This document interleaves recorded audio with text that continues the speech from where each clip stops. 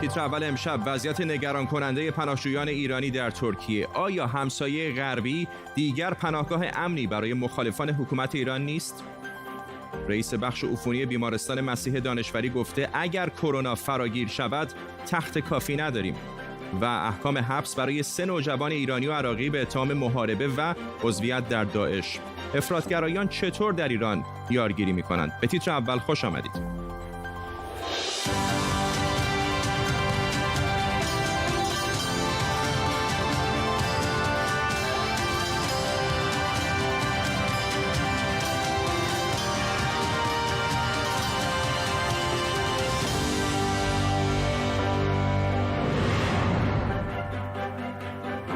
سلام بر شما. پلیس ترکیه مریم شریعت مداری، فعال حقوق زنان و یکی از چهره‌های معروف به دختران خیابان انقلاب رو برای ساعتی بازداشت کرد. اقدامی که با نگرانی برای احتمال اخراج او به ایران همراه بود.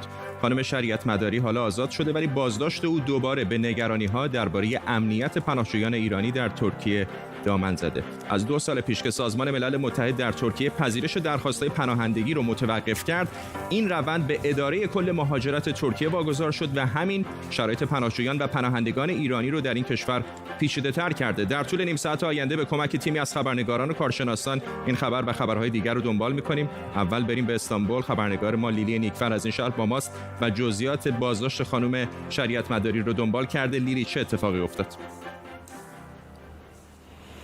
فرداد، مریم شریعت مداری بعد از اتمام اقامت توریستی 1 سالش با توجه به اینکه ترکیه اون شرایط تمدید ویزای توریستی رو برای تمام خارجیان نه تنها ایرانیان برداشته و فقط 1 سال هر خارجی میتونه در ترکیه به عنوان توریست اقامت داشته باشه، این خانم اقدام به درخواست پناهندگی کرده در نزد پلیس مهاجرت ترکیه. پلیس مهاجرت ترکیه در ابتدا این روند در واقع خیلی به صورت دستی و مکانیکی روی کاغذی ثبت میشه و به هر کسی که این درخواست رو داره یک تاریخی روی اون کاغذ نوشته میشه و بهش میگن که خب ما در سیستم اسم شما رو ثبت کردیم، در این تاریخ شما باید مراجعه کنید با در دست داشتن مدارکش. در اولین تاریخی که به خانم شریعت مداری دادن، بعد از مراجعه ایشون متوجه میشن که به ایشون گفته میشه که به خاطر یک مشکل نادری این اشتباه پیش اومده و اسم شما در سیستم وجود نداره و به ایشون یک تاریخ دیگری رو در روی برگه ارائه میدن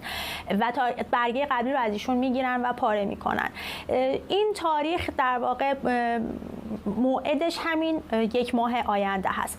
در بین این 2 تاریخ خانم شریعت مداری دیروز به خاطر نداشتن اون مدارک شناسایی، مدارکی که نشون بده ایشون اجازه اقامت در اینجا داره، دستگیر میشه و به پلیس مهاجرت منتقل میشه. اما با توجه به اینکه خیلی ها اونطوری که پلیس ترکیه میگه با همین دلیلی که خب ما مشکل سیاسی داریم یا ما پرونده قضایی در ایران داریم و ما پناهندگیمون از طرف نهادهای بین‌المللی در حال پیگیری است، با همین دلیل مشابه مراجعه می‌کنند، پلیس ترکیه میگه که ما نمیتونیم بدون داشتن دلیل به این اظهاراتی که پناهجوها درخواست می‌کنند اهمیت بدیم و اون چیزی که قانونی هست رو اعمال می‌کنیم. قانون میگه کسایی که اجازه اقامت رسمی و قانونی رو در اینجا ندارن، این کشور میتونه اخراج کنه از کشورش. اما خانم شریعت مداری به خاطر اینکه مسئلهش رسانه‌ای شد و خیلی سریع حتی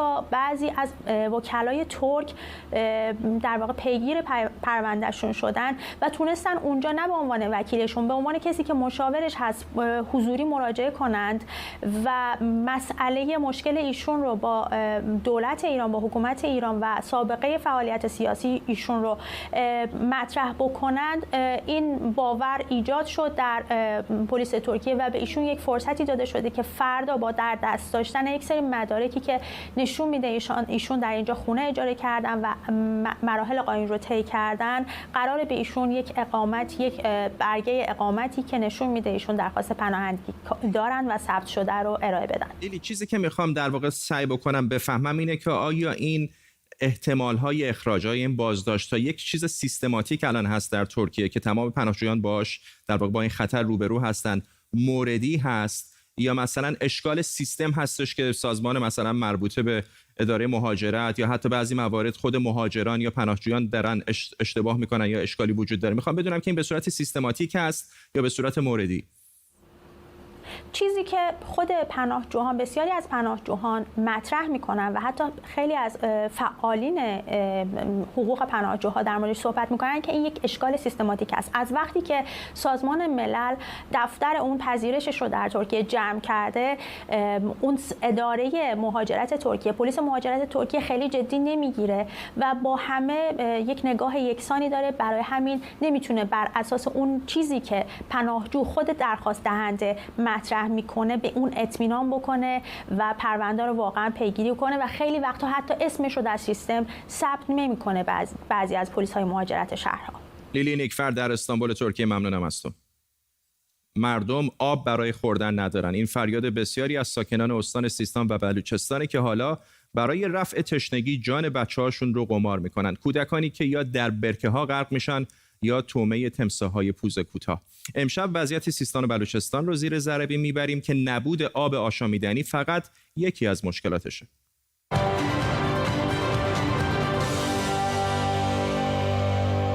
پارسال بیشتر از 10 کودک سیستان و بلوچستانی یا در هوتک‌های سیستان و بلوچستان غرق شدند و یا طعمه تمساح‌های پوز کوتاه شدند. بگیریم 10 نفر. همین پارسال آمار تصادفات جاده‌ای سیستان و بلوچستان 1042 نفر بوده، بیش از 100 برابر. خب این 10 تا در برابر اون 1042 تا رقم زیادی نیست، اما آیا میشه جون انسان‌ها رو به عدد و رقم تقلیل داد؟ این هوتک که بچه‌ها توش غرق میشن چیه؟ مردم ده‌ها روستا در شهرستان چابهار از آب هوتک‌ها استفاده می‌کنن. هوتک میدونی چیه؟ من بهتون میگم هوتک چیه. هوتک گوداله که آب باران توش جمع میشه. انسان‌ها و حیوانات مشترکاً از این آب استفاده می‌کنن. این مستطیل‌های سبز که روی نقشه می‌بینید هوتگن، گودال‌هایی که مردم حرف می‌کنن. گاندو هم به تمساح‌های پوز کوتاه گفته میشه که بومی برکه‌ها و البته این هوتک‌هان. اما چرا مردم سراغ هوتک‌ها میرن؟ طبق گزارش مرکز پژوهش‌های مجلس 30% جمعیت استان سیستان و بلوچستان روستایی نشینن. بیش از 2000 روستا هم هیچ سامانه آب آشامیدنی درستی ندارن. نزدیک به 1/3 آب آشامیدنی این روستاها از طریق تانکرهای آب تامین میشه. از طرفی به خاطر سهمیه روزانه کم، خانواده‌ها مجبور میشن برای تامین آب از این هوتک‌ها استفاده کنن. به طور مثال 347 روستای چابهار چنین وضعیتی دارن. آبشون بهداشتی هم نیست. سلام آقای روحانی، شنیدم میخوان آب دره خزر رو به استان سمنان انتقال بدید. در مورد این طرح هیچ گونه نظری ندارم، اما بعد نیست بدانید میزان دسترسی مردم شهرستان چابهار، این تنها بندر اقیانوسی ایران، به آب آشامیدنی و لوله‌کشی کمتر از 30%. نزدیک 430 روستا در شهرستان چابهار به وسیله تانکر آبرسانی میشن با سهمیه روزانه 15 لیتر که ممکنه 15 لیتر هم بهشون نرسه. جالبه بدونید که سیستان و بلوچستان 30 تا 100 با ظرفیت 2 میلیارد متر مکعب داره، گرچه همه این ظرفیت پر نیست. ترسالی‌های 2 سال اخیر اما 91% این حجم رو پر کرده که البته باعث سیل در استان هم شده.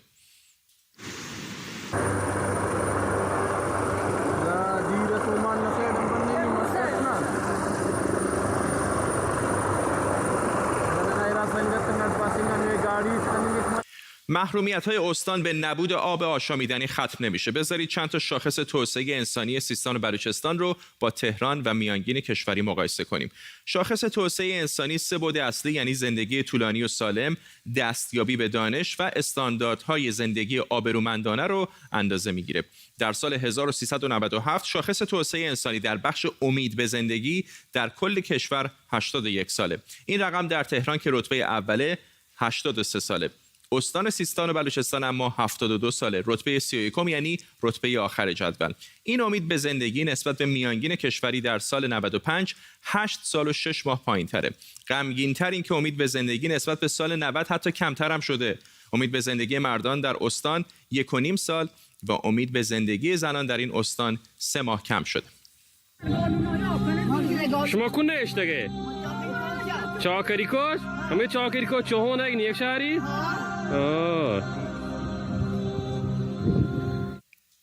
یک شاخص مهم آموزش سالهای مورد انتظار تحصیله، یعنی تعداد سالهایی که انتظار میره یک کودک بعد از 6 سالگی تحصیل کنه. رتبه اول رو تهران داره با 16.76 سال، رتبه دوم 15.66 سال، رتبه سیستان و بلوچستان 31 5 سال کمتر از رتبه اول یعنی 11.1 سال. با تحلیل آمار به این نتیجه دیگه هم به دست میاد و اون اینکه حدود 1/4 کودکان سیستان و بلوچستانی از تحصیل باز میمونن. و به عنوان آخرین شاخص وضعیت فقر رو هم نگاه کنیم. 46% از کل مناطق شهری زیر خط فقرن. برای جمعیت روستایی این رقم 76.4%. وضعیت مرگ و میر، دسترسی به امکانات بهداشتی، زایمان‌های غیر ایمن و وضعیت زیرساخت‌ها و شاخص‌های دیگه هم توی سیستان و بلوچستان خیلی تعریفی نداره و معمولاً ته جدول استان‌های ایرانه و رنگش قرمزه. کلاس پایه 5 و 6 با هم هستن، رو فرشی نشستن. تو همین یه تیکه‌ای که ملاحظه می‌فرمایید از اول دبستان تا پایه 6 با هم نشستن. ملاحظه می‌فرمایید درد نداره و شیر که اصلا نداره و آب نداره و عرض می‌کنم که هیچ نداره، همینی که می‌بینید کلشه. این هم محل روشنی. از همون چند روز پیش تا الان اگر خبرها رو نگاهی بندازید از حجم بالای سرمایه‌گذاری‌ها توی استان تعجب می‌کنید. سرمایه‌گذاری 560 میلیون دلاری در بندر شهید بهشتی چابهار، 1000 میلیارد تومان اعتبار برای فرودگاه چابهار، 36,000 میلیارد تومان در حوزه صنعت و معدن سیستان و بلوچستان و بسیاری موارد دیگه.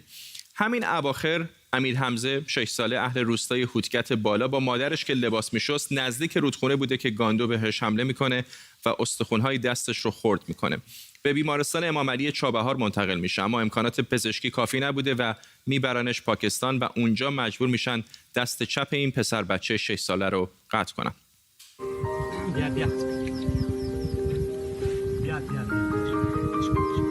اونجا کشاورزی خودم میکشم ولی این تیمسا را نگه میدارم. تیمسا برکت آبه، اگر تیمسا کسی بزنه آب خشک میشه. خیلی از مردم منطقه گاندو رو نماد برکت و فراوانی میدونن و اعتقاد دارن با رفتن گاندو آب هم میره. مسئولان هم مرتب به مردم توصیه میکنن که نزدیک هوتک‌ها و برکه‌ها نرن. سوال اینه که آیا چاره دیگه‌ای به جز استفاده از آبهای آلوده هوتک‌ها برای رفع تشنگی و همزیستی با تمساح‌ها برای ساکنان منطقه وجود داره؟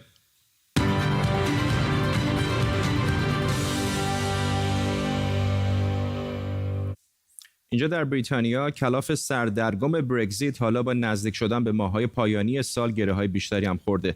بوریس جانسون نخست وزیر بریتانیا گفته که اگر تا 5 هفته دیگه به توافقی با اتحادیه اروپا نرسیم بدون توافق از این اتحادیه خارج میشیم. مذاکرات در حال ادامه داره که یکی از حقوقدانان برجسته دولت بریتانیا هم همین ساعتی پیش استعفا کرد. مژگان غفاری همکارم از مقابل پارلمان بریتانیا در مرکز لندن با ماست. مژگان، به کجا رسیده این مذاکرات؟ فرصت چندانی دولت بریتانیا نداره. بله فرداد، امروز دور 8 مذاکرات در واقع اینکه چگونه روابط تجاری بین بریتانیا و اتحادیه اروپا ادامه پیدا کنه بعد از برگزیت شروع شد و میشل گارنیه به لندن اومده تا با مذاکره کننده ارشد بریتانیا یعنی لورد فراست بشینن و سنگاشون رو وا بکنن توی این مرحله آخر و دور نهایی هم هست. منتها مسئله‌ای که پیش اومد همین دیروز نخست وزیری بریتانیا اعلام کرد که یک لایحه‌ای رو به پارلمان میبره که در واقع توضیحاتی در مورد مسائل تجارت داخلی بریتانیا است.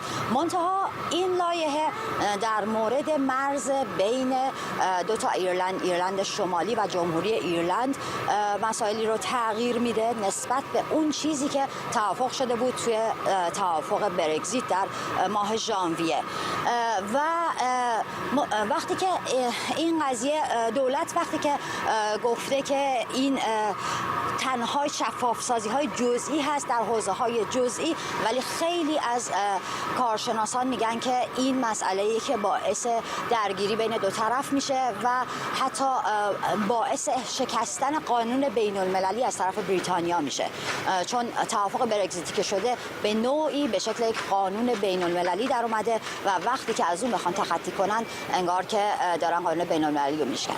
ممنونم از تو مژگان غفاری، همکارم از روبروی پارلمان بریتانیا.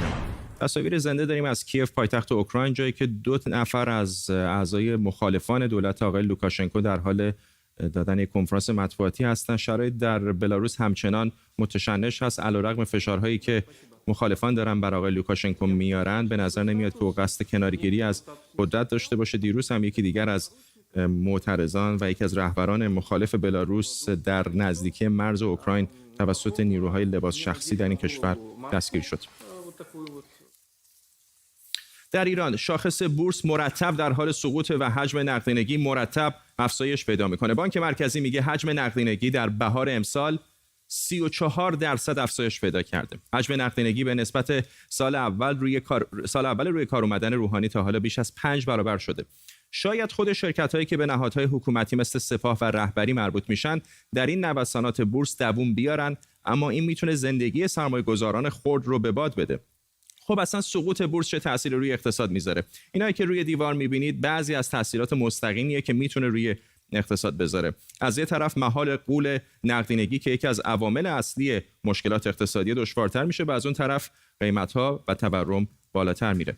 حسن منصور اقتصاددان از بورنموث در بریتانیا با آقای منصور، بعضی‌ها میگن که این تلاشایی که داره میشه که پول تزریق بکنن به بورس ایران خوب است یا بد است، ولی به نظر میاد که اصولاً بورس ایران قابل مقایسه با بورس کشورهایی که اقتصاد باز دارن نیست. یعنی یک چیز دولتی هست در شمایل یک بخش خصوصی دارن میفروشنش. بله، عرض سلام. ببینید این درسته که بورس ایران تشابه زیادی با بورس‌های جهان نداره. بورس معمولاً آینه کارکرد شرکت است. در نتیجه اگر شرکت‌ها تولید ثروت کنند شاخص اون شرکت بالا میره. در ایران چنین چیزی وجود نداره، برای اینکه ما حتی از ارزیابی قیمت این سهامی که تزریق شده و بورس اطلاع درستی نداریم.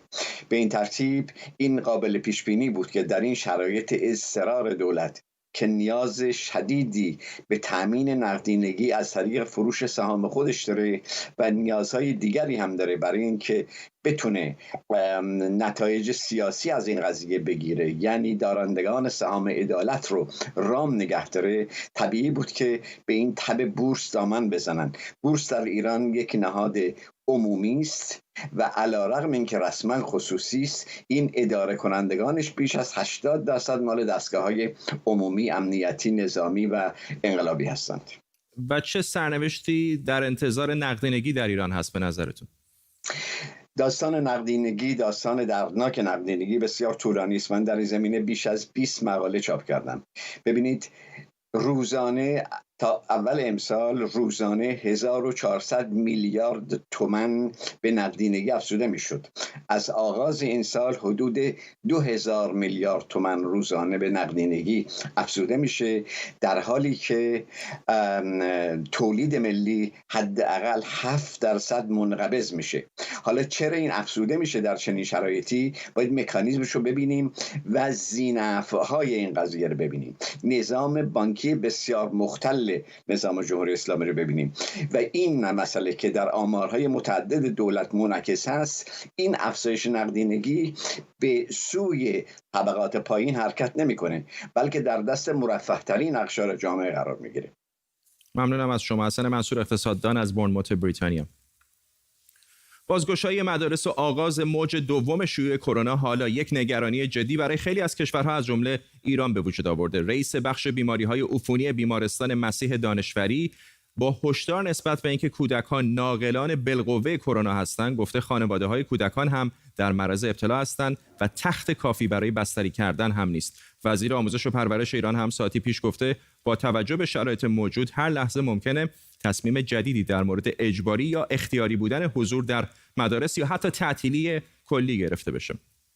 وضع در کشورهای دیگر هم چندان بهتر نیست. بالا رفتن آمار مبتلایان در دیگر نقاط جهان از جمله اینجا در بریتانیا و همینطور اسپانیا هم نگرانی‌ها در مورد آغاز موج جدیدی از شیوع این ویروس رو بیشتر کرده. بریتانیا گفته امکان داره دوباره بعضی از شهرها رو قرنطینه کنه. همزمان با نگرانی‌ها از شیوع کرونا، یک مقام سازمان بهداشت جهانی اعلام کرده که این سازمان در حال همکاری برای تایید بین‌المللی واکسنی برای کرونا است. چین در کنار کشورهایی مثل آمریکا، روسیه و بریتانیا در تلاش برای تهیه واکسن کرونا تا قبل از پایان امسال. دکتر محمد کاظم عطاری، پزشک و پژوهشگر پزشکی اجتماعی از واشنگتن دی سی با ماست. آقای دکتر عطاری، به نظر میاد که به هر حال کودکان تا حدودی مسئول هستن یا حتی اگر مسئول نباشن خیلی بروز نمیدن داشتن این بیماری کرونا رو، ولی نگرانی وجود داره که اونها این بیماری رو بتونن به دیگران، بزرگسالان، به خانوادهشون منتقل بکنن. چقدر این نگرانی جدی هست؟ خب اولا یه توضیح بدم، مسئولیت در کودکان وجود نداره. علتی که تا کنون ما دیدیم کودکان ابتلا کمتری داشتن، ما محفوظ نگه داشتن اونها رو انجام دادیم از جامعه و نگذاشتیم که بیماری وارد جامعه کودکان و جوانان بشه. اما همونطور که شما فرمودید کودکان میتونه بیماری هاشون بدون علامت باشه و این خطری هست برای انتقال بیماری از مدارس، از جوامعی که کودکان هستن به داخل خانواده ها و در واقع ابتلا رو بیشتر بکنه. در نتیجه این شرایط هستش و از طرفی نگرانی های دیگه این هست که ما امکاناتی که برای بزرگسالان برای تخت های ICU و مراقبت های ریوی داریم برای کودکان نداریم. نکته دوم این هست که متخصصینی که بتونن به طور ویژه بیماری های ریوی و شرایط حاد ICU بیماران و کودکان رو در واقع کنترل بکنن در ایران بسیار محدود هستن. این دوتا باعث شده که همه کارشناسان از جمله دستاندرکاران بیمارستان ها و مراکز اورژانس و مراکز مراقبت های ویژه این نگرانی ها رو اعلام بکنن که اگر این شرایط وارد چرخه زندگی کودکان و جوانان بشه، بحران از اینی که هست جدی‌تر خواهد شد. دکتر عطاری، سوالم میخوام ازتون بپرسم، اگه کوتاه جواب بدید ممنون میشم. داشتم آمارها رو نگاه میکردم، یه چیزی که جلب توجه میکنه اینه که در خیلی جا مثل همین بریتانیا تعداد موارد ابتلا به نظر داره میره بالا. چیزی نزدیک به 3000 مورد فقط دیروز بوده، اما تعداد کشته ها چندان بالا نرفته. در مواردی حتی کم هست، 2-3 نفر مثلا اینجا در بریتانیا. آیا توجیه علمی داره دلیل این؟ چندین موارد گزارش‌های علمی از مراکز درمانی دانشگاهی چه در داخل ایران چه مراکز درمانی دانشگاهی اروپایی گزارش شده که ویروس تغییرات مختصری درش ایجاد شده و باعث شده که ویروس قدرت انتقال و سرایتش حتی تا حدود 9 برابر بیشتر بشه و یک مقدار عوارض ابتلا به ویروس کمتر شده. این به معنای این نیست که بیماری ضعیف شده، ولی خب ویروس برای بقای خودش نیاز داره که یک مقدار از مبتلایان رو نگه داره تا بتونه در بدن اونها تکثیر بکنه. به همین دلیل یک مقدار آمار مبتلایان رو ما بیشتر می‌بینیم و تعداد موارد فوتی رو کمتر. از طرفی کادر بهداشتی درمانی مقداری گسترش پیدا کرده، درمان‌ها رو، تخصص‌هاشون و تجربه‌هایی که در این مدت کسب کردن باعث شده که بتونن بهتر بیماران رو درمان بکنن و تعداد موارد مرگ و میر و عوارض بسیار شدید کاهش پیدا کرده. دکتر عطاری در واشنگتن دی سی، ممنونم. دادگاه کیفری تهران 3 نوجوان رو که به عضویت در داعش متهم بودن هر کدام به 6 سال زندان محکوم کرده. این نوجوانان که 2 نفر از اونها عراقی و 1 ایرانی هستند در زمان دستگیری بین 14 تا 17 سال سن داشتند. گفته شده این افراد در میان یک تیم 21 نفره بودند که سال 96 از عراق وارد ایران شدند و حالا گفته شده 2 متهم عراقی هم از ایران اخراج و تحویل نیروهای امنیتی عراقی میشن. همکارم سوران قربانی اینجا در استودیو با ما. سوران، کلا چقدر جدی هست این یارگیری گروه‌های افراطی مثل داعش در ایران؟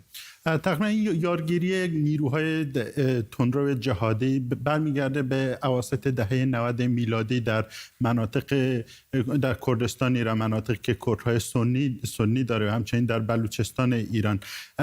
اون موقع بیشتر اونها تحت چتر القاعده فعال بودن، ولی با اتفاقایی که در پس از 2003 در عراق افتاد بیشتر اونها وارد عراق شدن و علیه نیروهای آمریکایی اونجا فعال بودن و پس از سالهای 2011 بیشتر اونها سر سوریه در آوردن و تعداد اونها در صفوف النصره و القاعده جنگیدن و گروهی دیگر در صف داعش. ولی در حقیقت این یارگیری به نحوی در روز روشن در ایران صورت گرفته. از خاطراتی که من در دوران مدرسه، در دوران راهنمایی و دبیرستان دارم، گروه‌های اسلامگرا روز روشن در مدارس یارگیری می‌کردن. اونها از مسجدهای استفاده می‌کردن، بیشتر در محله‌های محروم شهرهای کردنشین، و به عنوان تحت عنوان تدریس زبان عربی یا تدریس قرآن این بچه‌های کم سن رو به اونجا می‌کشوندن و در نهایت